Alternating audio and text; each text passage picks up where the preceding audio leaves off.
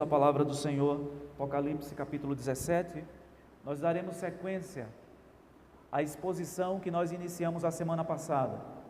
Nós não concluímos a exposição do capítulo 17 e hoje nós daremos sequência à exposição do texto. Nos diz assim a palavra do Senhor: Veio um dos 7 anjos, que tem as 7 taças, e falou comigo, dizendo: Vem, mostrar-te-ei o julgamento da grande meretriz, que se acha sentada sobre muitas águas, com quem se prostituíram os reis da terra, e com o vinho de sua devastação foi que se embebedaram os que habitam na terra.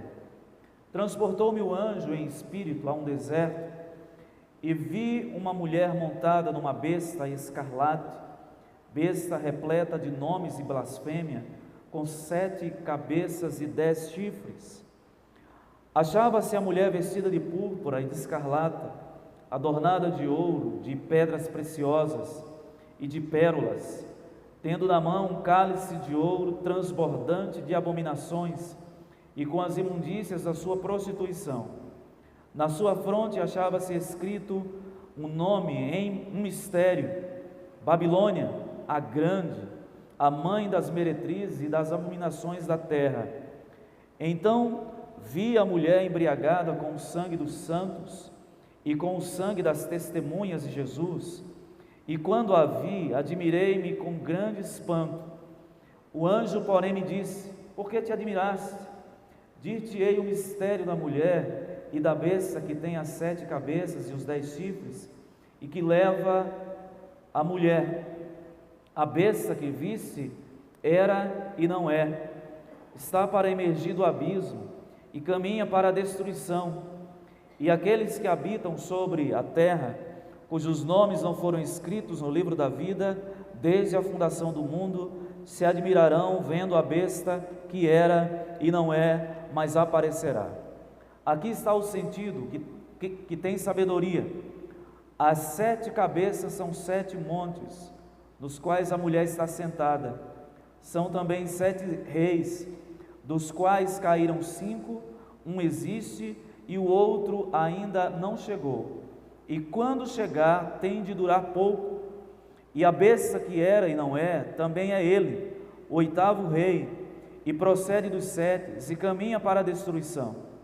Os 10 chifres que viste são 10 reis, os quais ainda não receberam reino, mas recebem autoridade como reis com a besta durante 1 hora. Tem estes um só pensamento, e oferecem à besta o poder e a autoridade que possuem. Pelejarão eles contra o Cordeiro, e o Cordeiro os vencerá, pois é o Senhor dos senhores e o Rei dos reis. Vencerão também os chamados, eleitos e fiéis, que se acham com ele. Falou-me ainda: as águas que viste, onde a meretriz está assentada, são povos, multidões, nações e línguas. Os 10 chifres que viste e a besta, esses odiarão a meretriz e a farão devastada e despojada, e lhe comerão as carnes e a consumirão no fogo, porque em seu coração incutiu Deus que realizem o seu pensamento, o executem a uma e deem à besta o reino que possuem, até que se cumpram as palavras de Deus. A mulher que viste é a grande cidade que domina sobre os reis da terra. Que o Senhor abençoe a leitura da sua palavra e nos traga edificação por intermédio da mesma. Nós já estamos numa parte do livro de Apocalipse em que João começa a mostrar o desfecho da história. Cada vez que a gente vai se aproximando dos últimos capítulos do livro, as cenas vão ficando mais claras, com a montagem de um quebra-cabeça.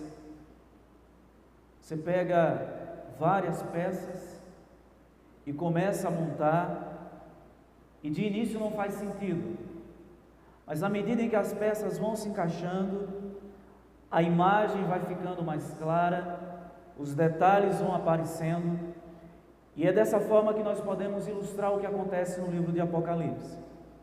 Temos seguido aqui uma linha de interpretação no livro que não o tem como se fosse uma sequência cronológica, como se do capítulo 1 até o último capítulo fosse uma sequência histórica, onde culmina no capítulo 21, novo céu e nova terra. Mas nós seguimos uma linha de interpretação por entendermos que é mais coerente, que divide o livro em 7 sessões, 7 etapas. Em cada uma dessas sessões, o padrão se repete. João reconta a história da igreja, e na medida em que a gente vai se aproximando das últimas sessões, os detalhes vão ficando mais claros, como o quebra-cabeça que eu mencionei agora há pouco. E nós estamos na 6ª sessão, a penúltima, que começa no capítulo 17 e vai até o capítulo 19. Aqui nós observamos que ao longo de todo o livro de Apocalipse, João ele fala dos inimigos de Cristo, dos inimigos da igreja, e como eles de alguma forma trazem sofrimento à igreja de Cristo, como eles perseguem a igreja, perseguem os discípulos ao longo de toda a história da igreja, da dispensação atual que nós estamos vivendo. O capítulo 17, 18 e 19, no 17 João descreve a queda, a derrocada do que ele chama aqui de Babilônia, a grande meretriz, aquela que tem prazer no sangue do povo de Deus, de destruir o povo de Deus. Mas o capítulo 17 é apenas descritivo. O capítulo 18 é que apresenta de fato a queda de Babilônia, essa grande meretriz inimiga do povo de Deus. No capítulo 19 nós vemos a queda dos outros inimigos, da besta, do falso profeta e de todas as nações ímpias, como nós vemos aí no final do capítulo 19, quando diz: os restantes foram mortos com a espada que saía da boca daquele que estava montado no cavalo, e todas as aves se fartaram das suas carnes. Então, nesta sexta sessão, João nos apresenta esse drama dos inimigos do povo de Deus já começando a sua destruição. No capítulo 17, eu vou repetir algumas coisas que falamos a semana passada. João descreve aí a figura dessa grande meretriz, e nós vimos a semana passada que essa grande meretriz é um símbolo, é mais do que uma cidade em si, Babilônia, é mais do que Roma. Se a gente pegar o contexto em que João está vivendo e os crentes do primeiro século para quem esse livro foi escrito, aqui talvez seja uma representação de Roma. Roma, um império ímpio que perseguia a igreja. O Império Romano é conhecido não só pela sua perseguição contra a igreja, mas também pela devassidão, pela lassidão moral que se encontrava na sociedade romana. Os padrões de moralidade eram sempre baixos, porque eram pessoas guiadas pelos seus próprios desejos carnais pecaminosos. Então, no contexto de João, talvez essa grande meretriz representasse Roma, mas no contexto geral da igreja, essa meretriz representa não só a falsa religião, porque nós vamos observar que o cálice que ela tinha na mão, vimos isso a semana passada, está cheia de abominações. Essa é uma expressão, abominação, que normalmente é usada no contexto da Bíblia para se referir ao contexto de culto, de adoração, onde os sacrifícios eram prestados. Então, quando essa grande meretriz é descrita como uma mulher que tem uma taça de ouro na mão, cheia de abominações, de alguma forma ela representa os inimigos de Cristo, a falsa igreja, o falso evangelho, que é atraente, é bonito, oferece coisas boas, promessas, mas promessas vazias. Aqueles que seguem essa falsa igreja e que são verdadeiros discípulos de Cristo logo descobrem e saem dela, mas muitos ainda permanecem nessa falsa religião. Essa grande meretriz também é um símbolo das riquezas, da ostentação, do luxo, dos pecados que estão relacionados com a luxúria e tudo aquilo que representa o mal contra Deus. É o sistema idólatra que governa esse mundo. Nós vivemos num mundo assim. Nós estamos cercados por padrões de comportamento que são definidos pelos padrões dessa grande meretriz. Nós estamos cercados por pessoas que são dominadas por pensamentos e padrões anticristãos. Nós vimos a semana passada, no verso 1, que essa mulher achava-se sentada sobre muitas águas, e vimos que a interpretação que é dada no verso 15 do capítulo 17 é que essas muitas águas representam nações, povos, línguas, ou seja, a humanidade que é dominada pelos valores anticristãos. No verso 15 nós aprendemos isso. Eu gostaria que você fosse agora comigo para o verso de número 6. No verso 5 diz que na fronte dessa mulher achava-se escrito um nome, um mistério: Babilônia, a grande, a mãe das meretrizes e das abominações da terra. Agora olha o que diz o verso 6, vamos ver juntos? Então vi a mulher embriagada com o sangue dos santos e com o sangue das testemunhas de Jesus, e quando a vi,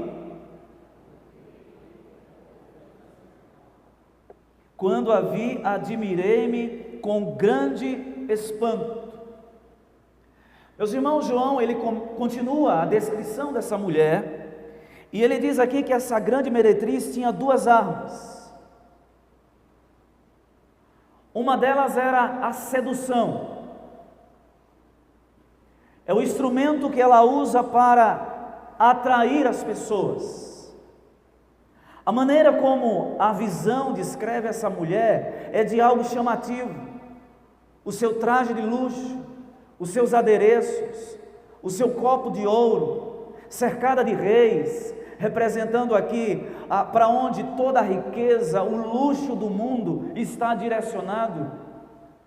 Mas essa mulher, apesar da sua aparência inofensiva, ela seduz, mas mata. Atrai, mas também destrói.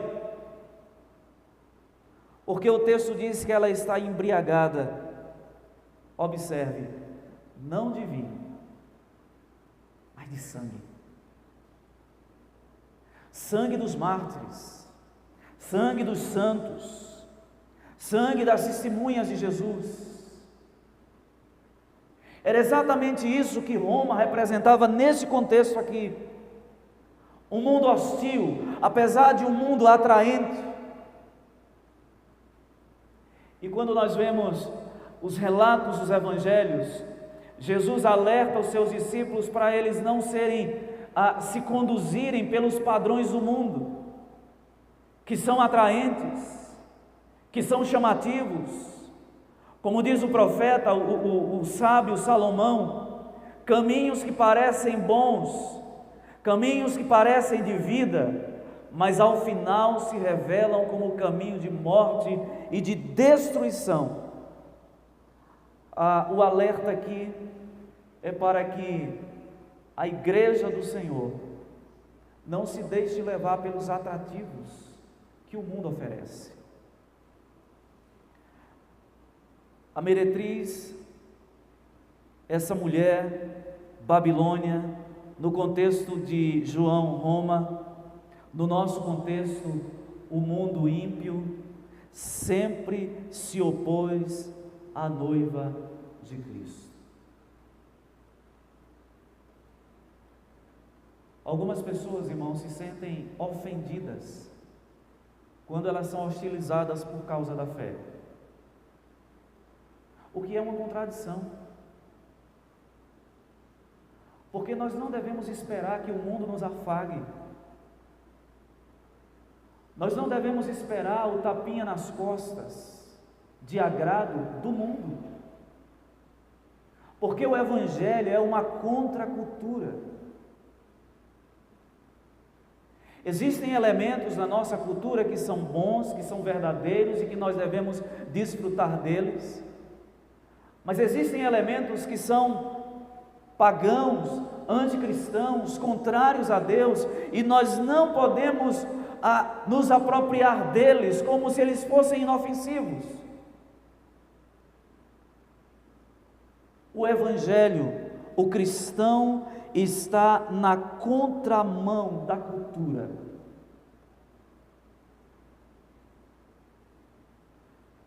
Como é que a igreja deve se relacionar com esse fato? Existem alguns que entendem que a igreja ela deve se inserir na cultura. Ela deve se misturar com esse mundo sob o pretexto de que deve influenciá-lo. Mas via de regra, essa postura, o desfecho é exatamente o contrário. Quem muito bebe desse mundo, dos seus valores, acaba absorvendo tanto que se torna um como. Há outros que têm uma postura de uma igreja contra a cultura. São aqueles que acham que o discípulo de Cristo não deve ter amizade com ímpios, não deve se envolver com as coisas desse mundo, com os negócios desse mundo, e criam quase que uma bolha hermética, isolada, como os monges no período da Idade Média. Nós vamos nos enclausurar, vamos nos afastar do mundo, para que a gente não se contamine com ele. Mas nós sabemos que as histórias que aconteciam por trás daqueles altos muros dos monastérios revelam que o pecado estava lá, porque os pecadores estavam lá dentro. Meus irmãos, a melhor maneira da igreja se relacionar com esse mundo é entendendo que nós precisamos ser, acima de tudo, luz, diferentes. Esse mundo sedutor, semelhante a esta mulher que é apresentada aqui como uma meretriz. Quando nós damos uma lida no período histórico em que João estava escrevendo, nós descobrimos que Roma cometia pelo menos 2 tipos de pecados nesse período. O primeiro era a sua idolatria. Roma era uma cidade idólatra. A um certo período da história, se instituiu o culto ao imperador. Todas as pessoas precisavam prestar lealdade ao imperador e cultuá-lo. Então, era um período de grande idolatria. O segundo grande pecado de Roma era o martírio. Meus irmãos, existem alguns dados interessantes. No período da Inquisição, que foi instituída no período da Idade Média, cerca de 150 mil pessoas morreram pelo instrumento da Santa Inquisição. A Santa Inquisição foi um instrumento de repressão que foi desenvolvida, criada por um papa chamado, o nome é bem sugestivo, Inocêncio III, com o objetivo de limpar a igreja, de tirar os elementos de incômodo da igreja. Então, por meio do instrumento da Santa Inquisição, a igreja identificava, perseguia e matava todos aqueles que de alguma forma oferecia algum tipo de resistência à igreja. E nesse período, alguns historiadores dizem que cerca de 150 mil pessoas morreram. Roma, os números de Roma são incalculáveis, de cristãos que morreram nas mãos dessa grande meretriz, que seduzia, mas tinha como fonte de alimentação o sangue. O texto diz que ela estava embriagada do sangue dos santos e do sangue das testemunhas de Jesus. Observe que a visão continua, e agora o anjo começa a explicar a João. Num primeiro momento ele não entendeu o que essa figura significava. E aí, a partir do versículo 7, vamos ler juntos? 7 e 8. O anjo, porém, me disse: por que te admiraste? Dir-te-ei o mistério da mulher e da besta, que tem as 7 cabeças e os 10 chifres, e que leva a mulher. A besta que viste era e não é.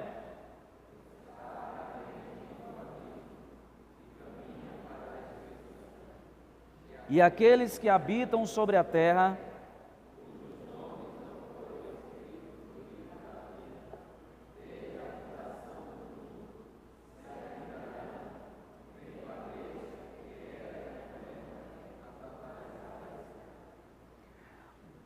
o anjo agora passa a explicar a João o significado disso. E eu chamo a atenção dos irmãos para o verso 8. O texto diz que a besta era, não é, está para emergir do abismo e caminha para a destruição. Essa é uma linguagem que num primeiro momento parece confusa. Era, não é, está para emergir do abismo e caminha para a destruição. O que o anjo está querendo mostrar para João aqui, quando ele diz que a besta era, ele está querendo mostrar que todos os impérios que se levantaram ao longo da história e que sempre oprimiram o povo de Deus, dê uma olhada na história do Antigo Testamento, foi sempre assim: Egito, Assíria, os caldeus, Babilônia, depois nós chegamos no Império Medo-Persa, a gente passa pelo império e a dinastia de Antíoco Epifânio, que é uma espécie de anticristo do Antigo Testamento, porque ele fez coisas terríveis. Existe um livro que é considerado o livro apócrifo, 1º e 2º Macabeus, que são livros que retratam o que aconteceu no período interbíblico, no silêncio de Deus, do livro de Malaquias, até o início da revelação de Deus novamente no Novo Testamento em Cristo. Esses 450 anos, que é conhecido na história da teologia como o período interbíblico, o período em que Deus não falou com profeta nenhum. Esses livros de 1º e 2º Macabeus retratam um pouco do histórico dessa época. E esse rei que eu acabei de mencionar, da dinastia Antíoco Epifânio, ele chegou a sacrificar no altar de onde os judeus se reuniam uma porca, para mostrar o seu desprezo pela religião judaica. Exatamente o porco, que é um animal considerado imundo pelos judeus, e o lugar de sacrifício, o lugar santo, onde Deus se manifestava, ele, para manifestar o seu repúdio, ele sacrifica uma porca sobre o altar. Mas Antíoco Epifânio já era, ele era, não é mais. Depois desse período de Antíoco Epifânio, nós temos o período do reino dos gregos. Os gregos foram vencidos. Depois se levanta Roma. Roma foi vencida. O que o anjo está querendo mostrar a João é que esta besta, que é uma representação de todos esses poderes políticos, econômicos, que se levantaram contra a igreja ao longo da sua história, era, mas não é mais. Mas ele faz um alerta. Ele diz: está para emergir do abismo e caminha para a destruição. João fala aqui que o anjo mostra a João que ainda está para emergir.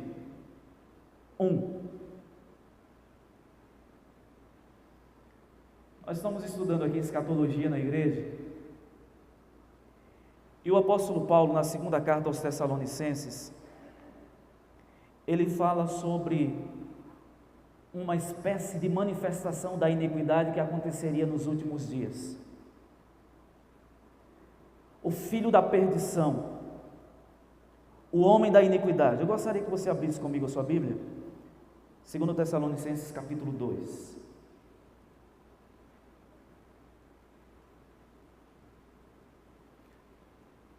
Até o verso 4.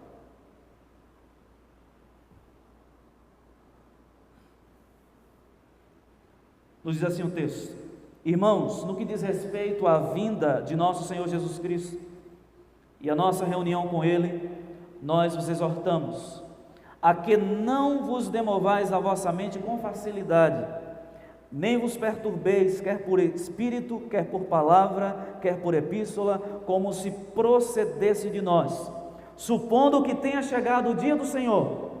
Ninguém de modo nenhum vos engane, porque isso não acontecerá sem que primeiro venha a apostasia. E aí olha o que João diz, Paulo diz: e seja revelado o homem, é uma pessoa, o homem da iniquidade, o filho da perdição, o qual se opõe e se levanta contra tudo o que se chama Deus, ou é objeto de culto, a ponto de assentar-se no santuário de Deus, ostentando-se como se fosse o próprio Deus. O anjo mostra a João que ainda há de se revelar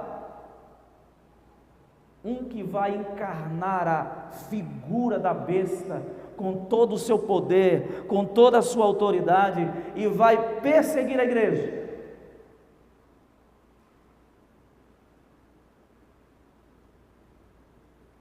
É nesse período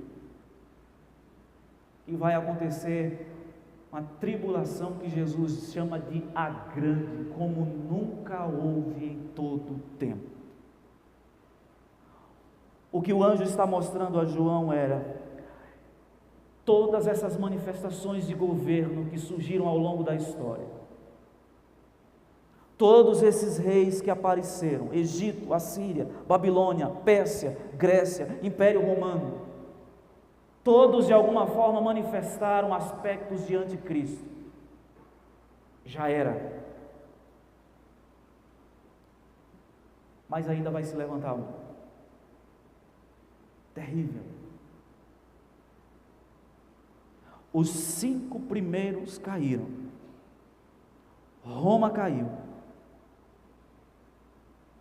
Mas ainda haverá de se levantar um anticristo escatológico, perseguidor da igreja, e que vai trazer muito sofrimento para o povo de Deus. A besta que viste, era e não é, está para emergir do abismo e caminha para a destruição. E aqueles que habitam sobre a terra, cujos nomes não foram escritos no livro da vida, desde a fundação do mundo, se admirarão, vendo a besta que era, não é, mas aparecerá. O verso 9 nos diz: aqui está o sentido que tem sabedoria. As 7 cabeças são 7 montes nos quais a mulher está sentada. São representações de governos ímpios. São também reis, dos quais caíram 5. Esses que eu mencionei há pouco. Um existe. Na época de João, o Império Romano, que cairia também, e o outro ainda não chegou. E quando chegar, tem de durar pouco. Sabe por que tem de durar pouco? Vocês se lembram da profecia de Daniel? Acerca das 70 semanas? 70 semanas estão destinadas para o povo de Deus. Ali são 70 setes, que representam desde do império e do cativeiro de Babilônia até o final dos tempos. Nós estamos vivendo a última semana. E Daniel diz que essa última semana ela seria cortada pelo meio, ela seria diminuída, achatada. Quando nós chegamos nos evangelhos, Jesus olha para essa profecia de Daniel e ele diz o seguinte, que esse período seria abreviado por causa do sofrimento que viria nesse tempo, uma grande tribulação, e esse período seria abreviado por causa dos eleitos, porque senão ninguém suportaria. O anjo mostra para João, ainda há de se levantar uma manifestação do anticristo, mas ele tem que durar pouco tempo, porque será um tempo de sofrimento. Nós aprendemos aqui na quarta-feira, a exposição do capítulo 20, no estudo sobre o reino milenar de Cristo, que Satanás, ele de alguma forma teve as suas forças restringidas, ele está amarrado, preso, ele não pode impedir o evangelho de se propagar pelo mundo inteiro. Mas o versículo 3, no final do verso 3 de Apocalipse 20, diz que Satanás será solto por um curto período de tempo, e aí ele vai reunir a turmarada dele para perseguir a igreja, destruir, e ele será destruído pelo sopro de Cristo. É por isso que esse curto período de tempo, dessa última manifestação do anticristo, precisa durar pouco tempo.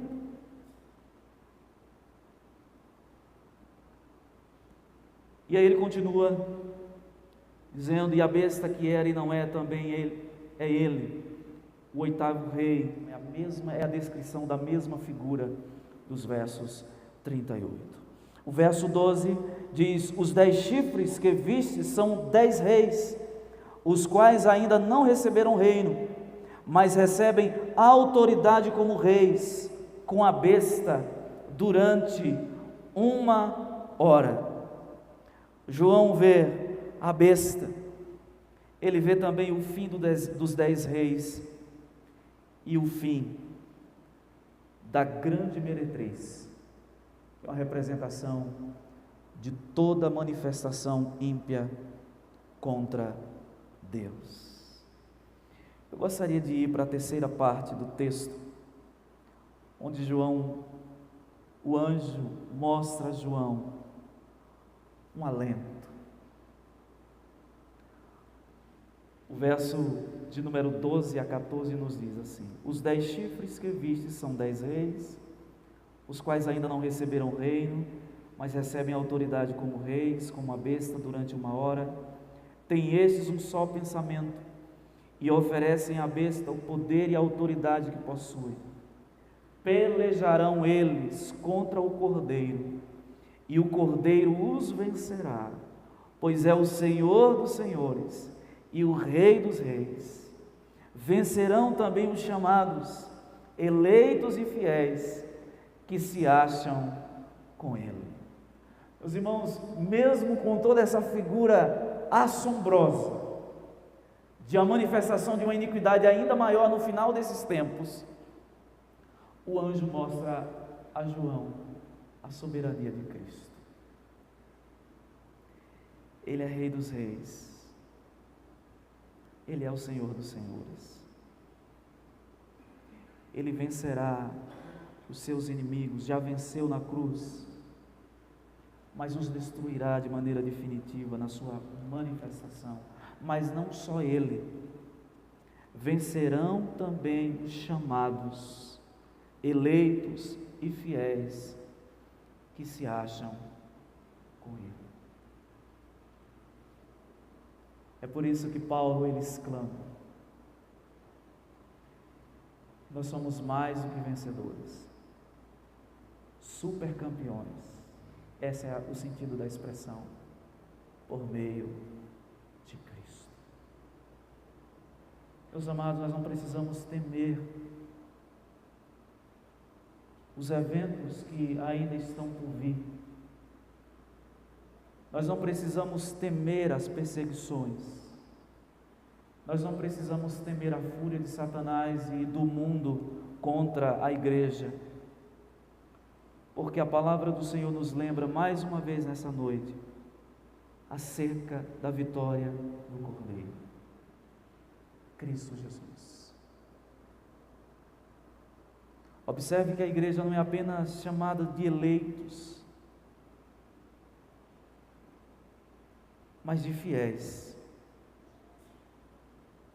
Aqueles que permanecerem fiéis, esses vencerão juntamente com o Cordeiro. Por fim,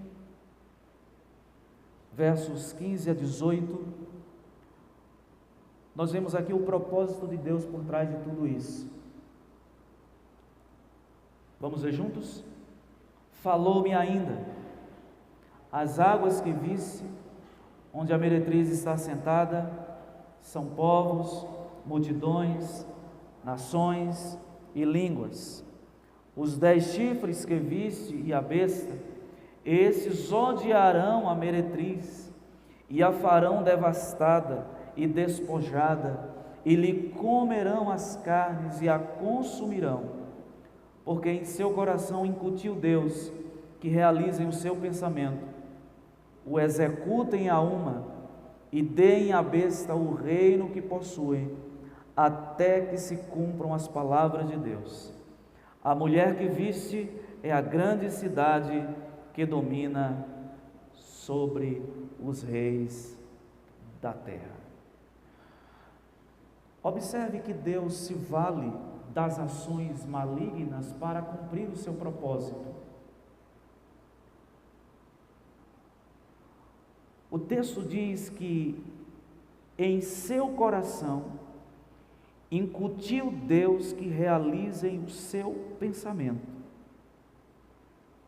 Quem? Os 10 chifres, representando aqui governos, e a besta. Eles vão se unir para destruir a falsa religião, que é descrita aqui como uma grande meretriz. Alguém pode perguntar, mas como pode um Deus soberano concretizar o seu plano através dos maus desígnios de governantes profanos? Deus fez isso e sempre fez ao longo da história. Você deve se lembrar que o endurecimento do coração de Faraó foi feito pelo próprio Deus, para que não deixasse o povo sair.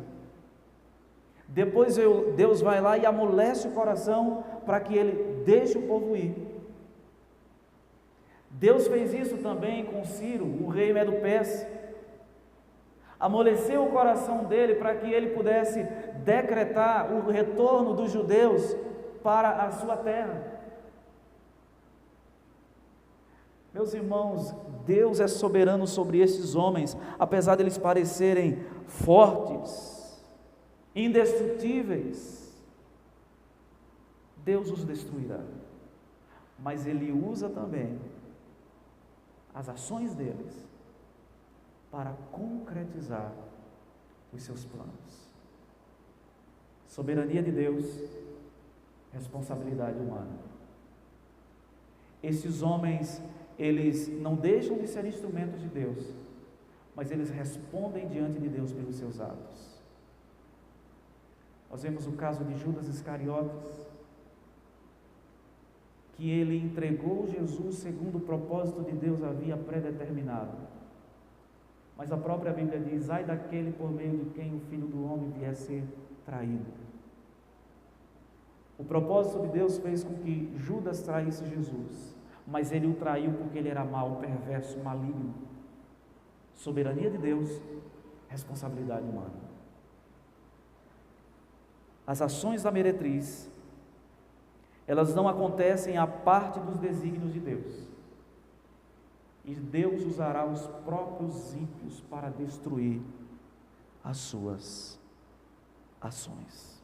Concluindo, tudo está nas mãos de Deus, e Ele realizará os seus planos e concretizará os seus propósitos na história, para a glória dEle e para o bem do seu próprio povo. Eu gostaria de concluir fazendo uma rápida aplicação. Algumas pessoas acham que esse mundo vai melhorar que nós vamos chegar a uma era em que os valores cristãos, a igreja vai influenciar o mundo de tal forma que ele vai sendo melhorado aos poucos, por meio de iniciativas políticas, econômicas, sociais. Nós devemos lutar por isso. A igreja não deve ser uma admiradora do caos e nem torcer por ele. Aí nós devemos ter sempre em mente, irmãos, que o mal vai se manifestar de maneira plena ainda. Essa figura que o anjo mostra a João, que ainda está para se manifestar, por pouco tempo, se manifestará. Nós temos visto o ensaio disso diante dos nossos olhos. Ontem nós estávamos conversando à noite, depois do culto, com alguns irmãos em Pintadas. Se você observar, nós estamos vivendo um padrão de declínio moral no mundo, num processo acelerado.